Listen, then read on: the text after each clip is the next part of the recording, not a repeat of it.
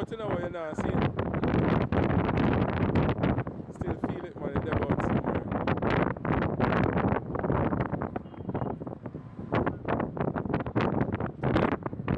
It's a little funny.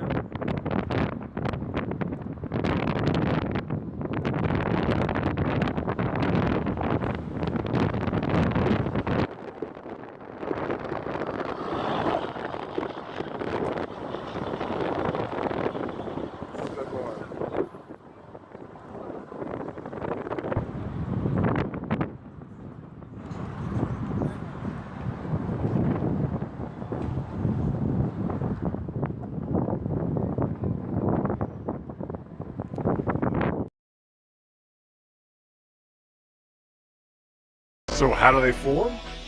Normally, under clear calm conditions, the sun can heat up one part of the ground faster than others. Air begins to rise over this hot spot, pressures lower, and nearby air begins to spiral in. This column stretches upward, intensifying the spinning motion. Winds increase and swirl around the low pressure. The swirling air can pick up dust and dirt, giving you a dust devil.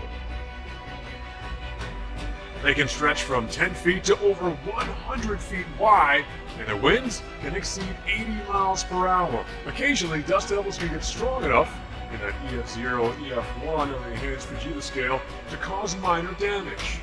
They can rotate clockwise or counterclockwise, and also appear in groups. Dust devils are cool to look at and less destructive than tornadoes, and they've even been spotted on Mars.